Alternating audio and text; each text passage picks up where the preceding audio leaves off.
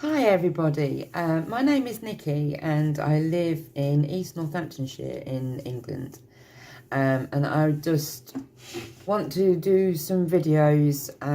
This is just an introduction to myself. Just some videos about things about what I've been thinking about all these years and since I was about 8 years old. And about my mental illness, which probably started when in 1988, unfortunately, in Spain. I was locked up in a mental hospital out there.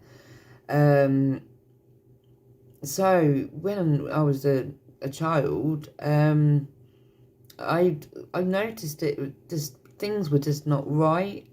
Uh, people people just didn't seem right to me, and whenever I asked questions, the answers didn't sit, and I didn't believe like what I was being told. I suppose it all started when my granddad passed away when I was 8 years old, and I wanted to know where he'd gone, and which is a lot of kids ask where they go, when somebody dies. And I just was intrigued, like where is this place, heaven?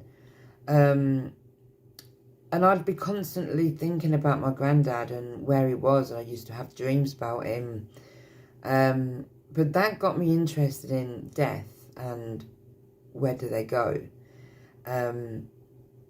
So I was always the different one. I was always the one that was different at school. And I think it got to about when I was 12, when Close Encounters of the Third Kind came out. And that got me interested in UFOs and aliens and life outside in the universe. And so I was always interested in ghosts and spooky things and things that made you jump.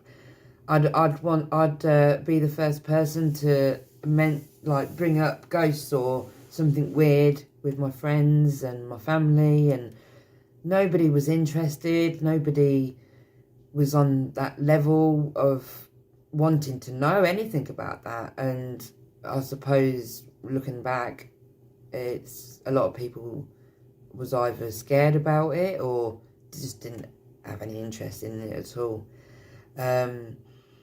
So it's I've got so much to say, and a lot of the times I've spent on my own. I've been on my own for a long time, so I've had a lot of time to think about things. And I used to say that I'm not a human being.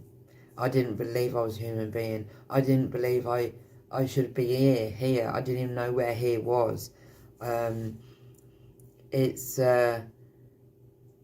I just seemed like I was plonked here, and I like observed myself. I observed myself observing other people, and I observe body language, and I know I'm not the only one that does that. People do observe, and I know a lot of people know a lot of what is actually going on.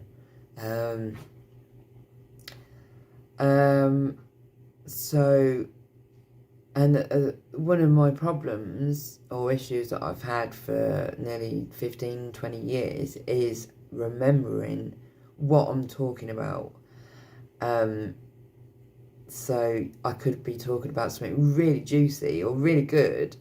I won't say juicy, that's not a very good word to be saying, but I could be talking about something really good, and then halfway through I'm like, what was I talking about? So I do have a friend in my life who came into my life a couple of years ago, and I can honestly say he's the one that really woke me up and shook me up out of the state of mind that I was in. Because I think I basically gave up on living in reality a long time ago, and I was just functioning on autopilot. And I think because my routine and the people around me, they never changed, and it was easy to be on autopilot around all the people that I'd been around. Um, so going back to this person that came into my life, he actually saw something inside me, which I know that's inside me, that I've kind of been conditioned in my life to be how I've been, like be quiet, don't talk, or if you do talk and say that, you can't say that. So I've been very reserved, I'm very quiet, but there's something inside me. I'm a different person, totally inside. And he knew from things that I say. He knew from what he was seeing that I was writing, and he can just see in my eyes, see that there's this thing this thing inside me, which is very fiery, and it's completely different. This being that I am is completely different than what I let on. So since I've met him, I've sort of come down to earth, and I've accepted reality for what it is. And in the last year, 2 years, I've just got more focused, and I'm more like, it's sort of like my mind's done a flip. It's like it's came out of a deep sleep for 25, 20, 30 years, and it's like flipped on the other side, and it's like, right, now you're ready to live. So I've changed dramatically in the last 2 years, and especially last year I've changed dramatically.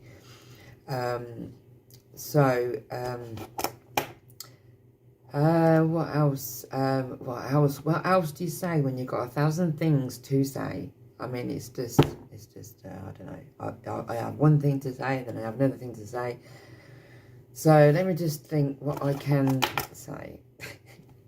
Not to laugh a lot. Mental illness, yeah. Mental illness. It was 1988. So I'll tell you that story. Everything was fine. Got to Spain with my couple of friends, and I wasn't really eating or drinking that much, which brought on convulsion and fitting, and I had a sunstroke. So that was the main thing that triggered it off. So I went through this whatever it was, thinking I was in heaven. I was like shutting my eyes, and I was fighting demons and monsters, and I was opening my eyes, and my voice was changing in a deep, dark, horrible voice, and I was absolutely petrified. But I was told that if I fight these demons and these monsters, then I can see my granddad. So anyway, I ended up being in a mental hospital, being took away in a mental hospital over there. So I was obviously the only English person in this hospital, and I was in there for 2 days. So when I came back, I saw a psychiatrist, and I remember that I never used to look people in the eye. I was afraid to look people in the eye. And the psychiatrist, she, and I was rocking, weren't looking what I was doing. I didn't think, I thought, where the hell am I? And I can't really remember if they gave me a diagnosis then, but that was the first time that I was introduced into the mental health system. So she got me to look into people's eyes. She says, you need to look into people's eyes. But it was the way that she said it, it was the way that she said it. And then it just got me curious about more people and about the doctors, the psychiatrists and that. But looking back on it now, I just know that some people know, and in that profession, it's a load of fucking bollocks. That's what I say. It's a fucking load of bollocks. Mental health. No one's meant to have any mental health issues. Obviously, we all know. Well, no, not all of us know, but but that's just another story. And just being conditioned in mental hospital, and you're not allowed to shout, you're not allowed to raise your voice, and if you do, you used to get pinned down and injected, and they'd drag you on the floor. They'd have 4 people on top of you trying to get your injection. So I will talk more about that.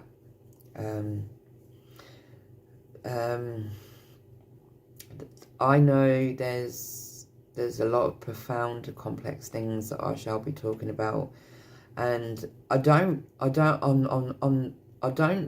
haven't really read much about things that go on with me. I haven't really needed to, because I have these voices, and I will say that when I first had these voices, they weren't very nice. They were very negative, overpowering, but my mind was more powerful than what they were. I used to ignore them.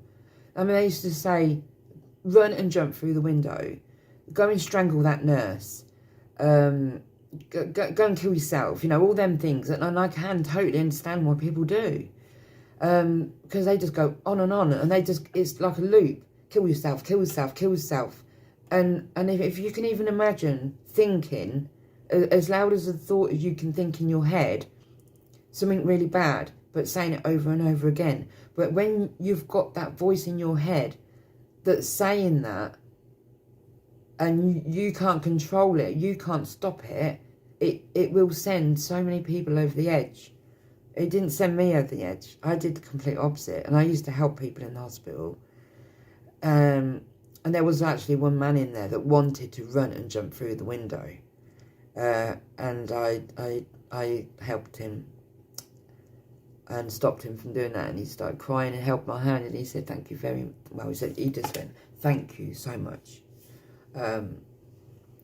So, anyway, these voices, I separated the bad ones or the negative ones, and I just concentrated on the ones that I liked. So in 1999, a couple of people, voices came to me. I'm not going to say at the moment who they are, but everybody knows who they are, and they are dead, obviously. That's where a lot of voices I've had come from dead people. And then there has been some that I don't know, and I will just say that they're beings.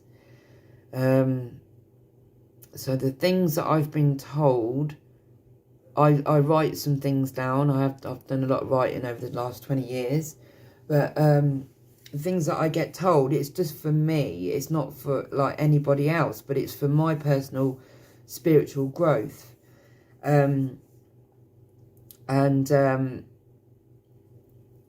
Sometimes I get told things and I'll do a bit of research of what I've been told, and 9 times out of 10 it's right. You know, I'm actually reading what I have been told in my head.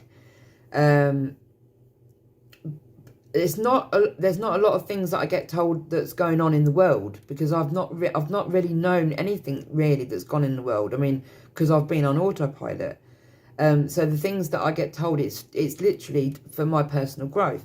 So where I am now, it's like I know that like the higher self, or some people call it the fetch, I think, I'm not sure, but the higher self, and I call it the higher self. There are certain things that I'll say, but I know that there's a proper name for it.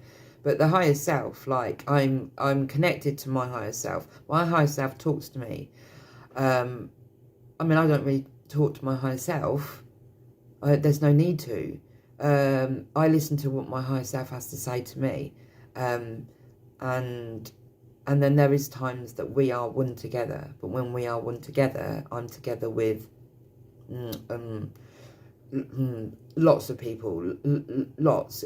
I feel I could probably name 30 people that I know that have passed away, that I feel that are inside me, and it's on like a mediumship kind of thing. So people do understand that when you're psychic medium, like when you're medium, you're taking on their spirit, and you will do things in the manner of what they used to do things, or you'll change your voice box into like their voice, or your face changes in so that, you know, their face changes into them. So I am totally aware of taking on. It's not taking on; it's just being one. It's being one, and it's not my conscious. It's not my consciousness, because you can't say this is my consciousness. Consciousness is just one, and everything fits into that consciousness. So yeah, this really is just an introduction and just a bit chit chatter, sort of like to let you know, my first video, and we'll just see how many more I can do. So stay tuned. Adios.